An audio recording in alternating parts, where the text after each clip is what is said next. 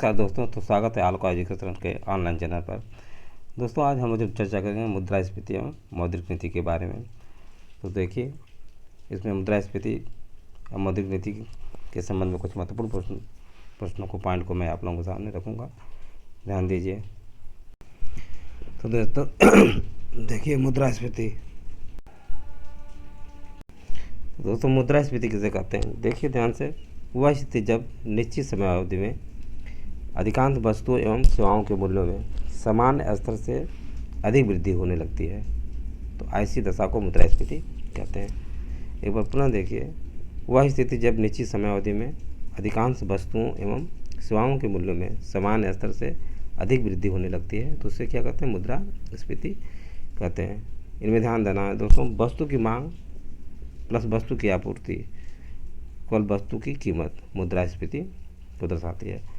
भारत में मुद्रास्फीति की दर की माप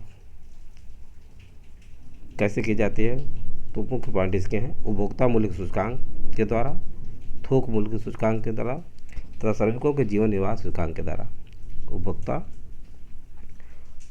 उपभोक्ता मूल्य सूचकांक के द्वारा, थोक मूल्य सूचकांक के द्वारा और श्रमिकों के जीवन निर्वाह सूचकांक के द्वारा। श्रमिकों के ये 3 पॉइंट हैं जिसके द्वारा जो है भारत में मुद्रास्फीति की दर की माप की जाती है। औद्योगिक कर्मकारों के लिए उपभोक्ता कीमत सूचकांक कौन जारी करता है, तो श्रम ब्यूरो जारी करता है। कौन जारी करता है? श्रम ब्यूरो जारी करता है।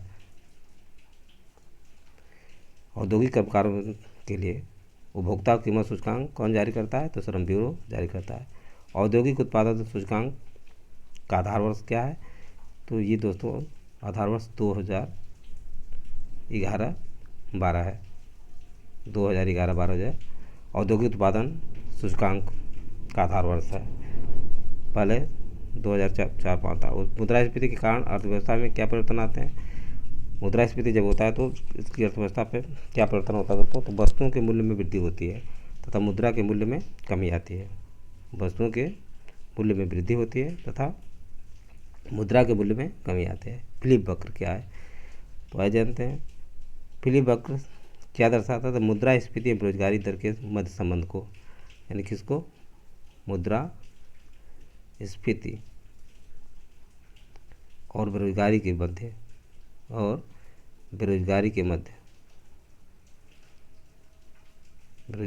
जो है संबंध को दर्शाता है।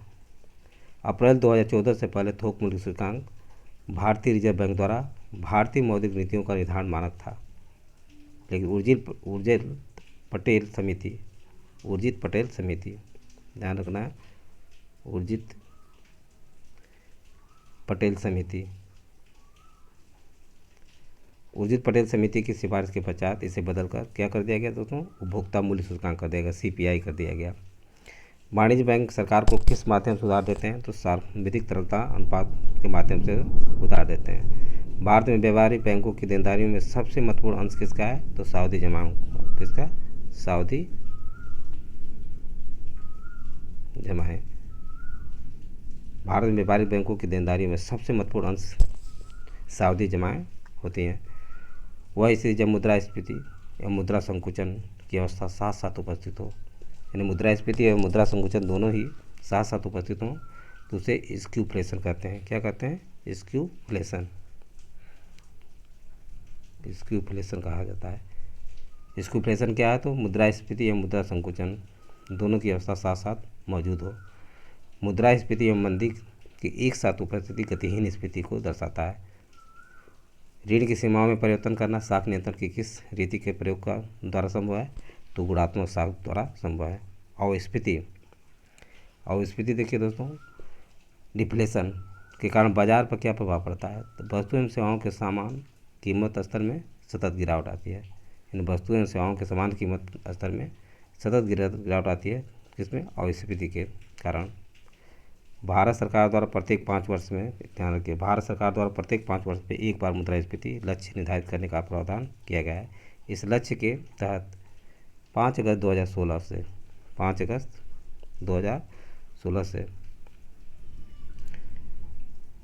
31 मार्च 2021 तक की अवधि के लिए 4%। उपभोक्ता मूल्य सूचकांक निर्धारित किया गया है जिसमें 2% का अर्थात अधिकतम 6% और न्यूनतम 2% का उतार चढ़ाव हो सकता है। मुद्रास्फीति के इस लक्ष्य को भारतीय रिजर्व बैंक अधिनियम 1934 के अंतर्गत 1 अप्रैल 2021 से 31 मार्च 2026 तक की अवधि के लिए पिछले 5 वर्षों के समान स्तर पर रखा गया है। अस्थायी मुद्रास्फीति क्या होता है दोस्तों? अस्थायी मुद्रास्फीति की गणना में शामिल नहीं किया जाता क्या खाद्य पदार्थ तथा ईंधन घटकों को शामिल नहीं किया जाता। मौद्रिक नीतियों की समीक्षा कितने अंतराल पर की जाती है? तो प्रत्येक 2 माह के अंतराल पर। मौद्रिक नीतियों की समीक्षा कितने? तो प्रत्येक 2 माह के अंतराल पर किया जाता है। 2 माह के अंतराल पर किया जाता है। नेक्स्ट, मौद्रिक नीति के मतलब नगद आरक्षित अनुपात और खुला बाजार कार्रवाई। नगद आरक्षित अनुपात और खुला बाजार कार्रवाई। खुला बाजार कार्रवाई जो है तो साधन है, ये मौद्रिक नीति के साधन है। किसके? मौद्रिक नीति के साधन है। मौद्रिक नीति का निर्माण भारत में किसके द्वारा किया जाता है? तो आरबीआई द्वारा। मौद्रिक नीति का आरबीआई के द्वारा किया जाता है, रिजर्व बैंक ऑफ इंडिया के द्वारा। रेपो दर का नियमन कौन करता है? तो रेपो दर का नियमन भारतीय रिजर्व बैंक ही करता है। क्या करता है? आरबीआई ही करता है। रेपो दर का नियमन आरबीआई के द्वारा ही किया जाता है। भारतीय रिजर्व बैंक के पास विभिन्न व्यवसायिक बैंकों की कुल जमा और आरक्षित राशि का निर्धारण भाग क्या कहलाता है? तो नगद आरक्षित अनुपात कहलाता है। क्या? CRR, जिसको CRR कहा जाता है। नगद आरक्षित अनुपात क्या है? तो कुल जमा एवं आरक्षित राशि का निर्धारण भाग भी CRR कहलाता है। जब भारतीय रिजर्व बैंक नगद आरक्षित अनुपात में वृद्धि की घोषणा करता है, मान लीजिए जब रिजर्व बैंक ऑफ इंडिया जो है नगद आरक्षित अनुपात में वृद्धि करता है, तो इसका क्या तात्पर्य होता है? इसका ये तात्पर्य होता है कि वाणिज्यिक बैंकों के पास उधार देने के लिए मुद्रा की कमी होगी। यानी वाणिज्यिक बैंकों के पास उधार देने के लिए मुद्रा की कमी होगी।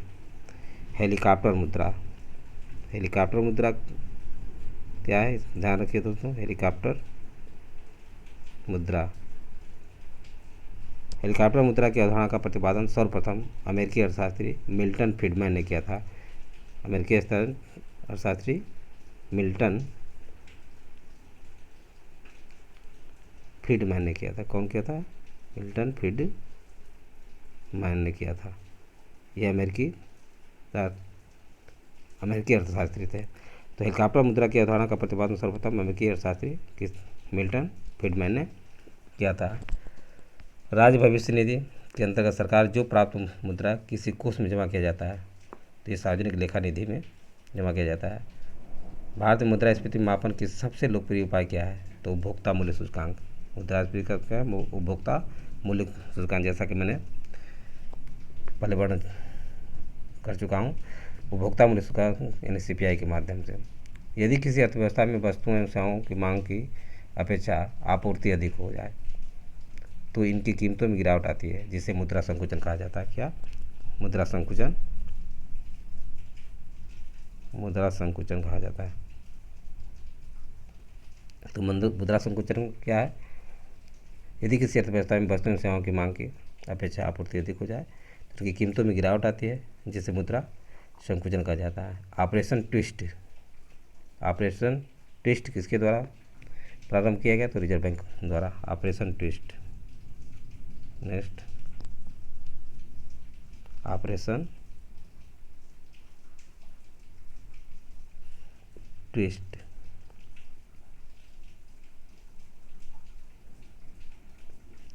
ये आरबीआई के द्वारा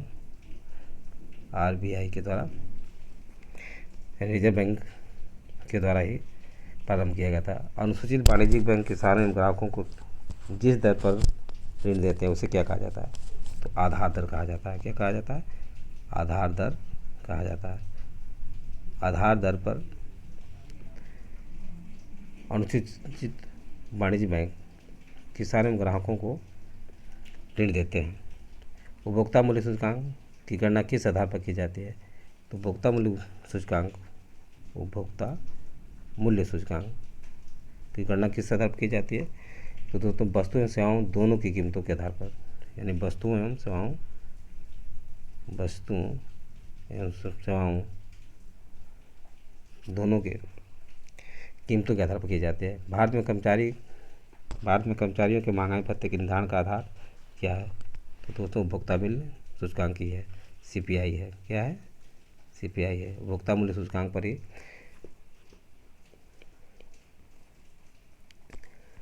महंगाई भत्ते निर्धारण किए जाते हैं। उपभोक्ता मूल्य सूचकांक किसके द्वारा संकलित किया जाता है? तो केंद्रीय सांख्यिकी संगठन CSO द्वारा। उपभोक्ता मूल्य सूचकांक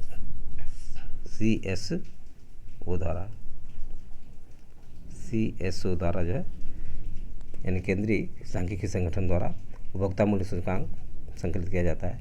किस समिति की अनुशंसा पर थोक मूल्य सूचकांक का आधार वर्ष 2004-05 से बदलकर 2011-12 कर दिया गया? यानी 2004-05 से बदलकर 2011-12 किस समिति के पर किया गया था? तो थोक मूल्य सूचकांक सौमित्र चौधरी समिति। कौन? सौमित्र चौधरी समिति।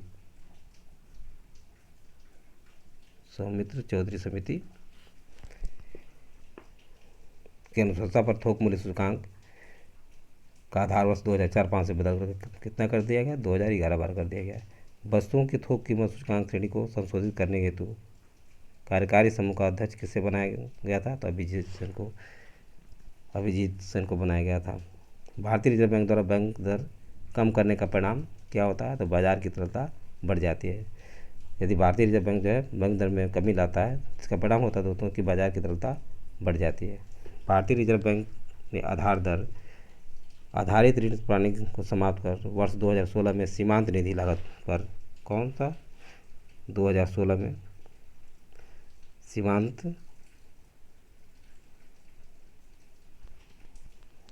सीमांत निधि लागत पर आधारित ऋण दर को लागू किया है, MCLR। भारतीय रिजर्व बैंक के पास विभिन्न व्यावसायिक बैंकों की कुल जमा एवं आरक्षित राशि का निर्धारित भाग कहलाता है नगद आरक्षित अनुपात, यानी CRR कहलाता है। क्या कहलाता है? CRR। नेक्स्ट, रिवर्स रेपो दर। रिवर्स रेपो दर क्या होता है दोस्तों? तो वह दर जिस पर बैंक रिजर्व बैंक को उधार देते हैं, ये रिवर्स रेपो बैंक के दर के रूप में। बैंकों को अपने रोकड़ शेष और कुल परिसंपत्ति के मध्य एक निश्चित अनुपात रखना पड़ता है। उसे क्या कहते हैं? तो सर्वाधिक तरलता अनुपात कहते हैं। क्या? सर्वाधिक तरलता अनुपात।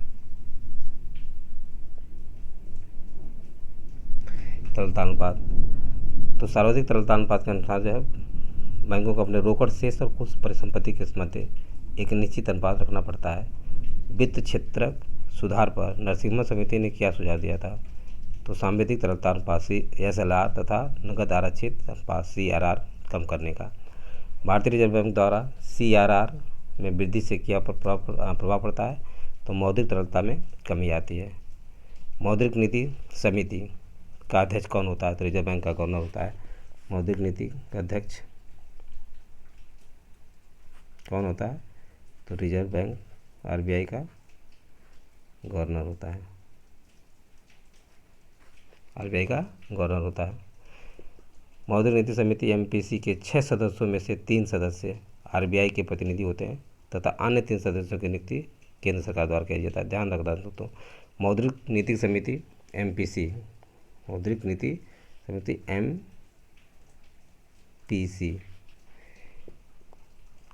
के 6 सदस्यों में से 3 सदस्य RBI के प्रतिनिधि होते हैं तथा अन्य 3 सदस्यों की नियुक्ति कौन करता है? केंद्र सरकार करती है। केंद्र सरकार करती है। वे ऋण जिसके ब्याज की दर परिवर्तनशील होती है उन्हें क्या कहते हैं? फ्लोटिंग दर कहते हैं। फ्लोटिंग दर किसे कहा जाता है? फ्लोटिंग दर वह ऋण जिसके ब्याज की दर में क्या होता है? परिवर्तनशील होती है। जिसका ब्याज का दर परिवर्तनशील होता है उसे क्या कहा जाता है? फ्लोटिंग दर ऋण कहा जाता है। नेक्स्ट, तो दोस्तों मुद्रास्फीति या मुद्रा संकुचन के प्रभाव किस वर्ग पर और क्षेत्र पर क्या क्या पड़ता है? तो उत्पादक क्षेत्र में दोस्तों जो है मुद्रास्फीति जब होती है तो उसको लाभ होता है, उत्पादों को क्या होता है, लाभ होता है। और मुद्रा संकुचन जब होगा तो इसमें हानि होगी, क्या होगा, हानि होगा। ये प्रश्न काफ़ी पूछे जाते हैं दोस्तों। तो उपभोक्ता उत्पादों क्या होता है, मुद्रास्फीति की स्थिति में लाभ होता है और मुद्रा संकुचन के समय हानि होती है। और उपभोक्ता को मुद्रास्फीति में लाभ, मुद्रास्फीति में क्या होता है, हानि होती है। उपभोक्ता को हानि होगी और मुद्रा संकुचन में लाभ होगा। ऋणी को ध्यान रखना है, ऋणी को क्या होता है, हर समय मुद्रास्फीति में लाभ होता है। ऋणी को मुद्रास्फीति में लाभ होता है और मुद्रा संकुचन में हानि होती है। तो ऋणी को क्या होता है, ये प्रश्न कई बार पूछा गया है। ऋणी को मुद्रास्फीति में लाभ होता है और मुद्रा संकुचन में हानि, और ऋणदाता को उल्टा होता है। ऋणदाता को मुद्रास्फीति में हानि होगी और मुद्रा संकुचन में लाभ होगा। आयात की स्थिति में, आयात की स्थिति में दोस्तों, और निर्यात की स्थिति में, तो निर्यात की स्थिति में क्या होगा कि मुद्रास्फीति में कमी होगी, क्या होगी, मुद्रास्फीति में कमी होगा निर्यात की स्थिति में। और इस मुद्रा संकुचन में वृद्धि होगी, क्या होगी, वृद्धि होगी। आयात में इसमें वृद्धि होगी, ठीक इसका उल्टा होता है, और इसमें कमी होगी, यानी आयात में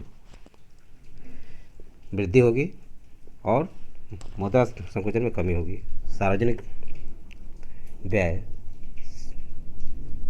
और सार्वजनिक बचत में, तो सार्वजनिक बचत जो होगा दोस्तों, तो इसमें कमी होगी, मुद्रास्फीति में कमी होगी और मुद्रा संकुचन में वृद्धि होगी। नेक्स्ट, सार्वजनिक व्यय में मुद्रास्फीति में क्या होगा दोस्तों, जो वृद्धि होगी, क्या होगा, वृद्धि होगा और मुद्रा संकुचन में जो है कमी होगी, क्या होगा, कमी होगा।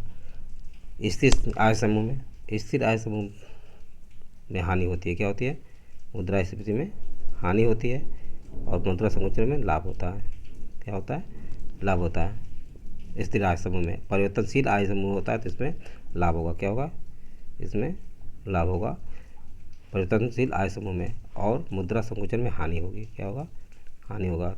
ध्यान रखिएगा दोस्तों। व्यापारी वर्ग में क्या होता है, व्यापारी वर्ग में क्या होता है, लाभ होता है मुद्रास्फीति के समय में, और संकुचन में हानि होता है। पेंशन भोगी वर्ग आ जाता है कि पेंशन भोगी वर्ग को ऐसी दशा में मुद्रास्फीति में क्या होगा, तो पेंशन भोगी वर्ग को हानि होती है, क्या होता है, हानि होगा, लेकिन मुद्रा संकुचन में लाभ होगा, मुद्रा संकुचन में लाभ होगा। CRR तथा SLR को सम्मिलित रूप से आरक्षी अनुपात अथवा RBI का नीतिगत अनुपात भी कहा जाता है। तो दोस्तों आज बस इतना ही। यदि वीडियो अच्छा लगा हो तो इसे सब्सक्राइब और लाइक अवश्य करें तथा अपने सगे संबंधी दोस्तों को शेयर करना न भूलें। थैंक यू दोस्त, नेक्स्ट वीडियो में मिलेंगे।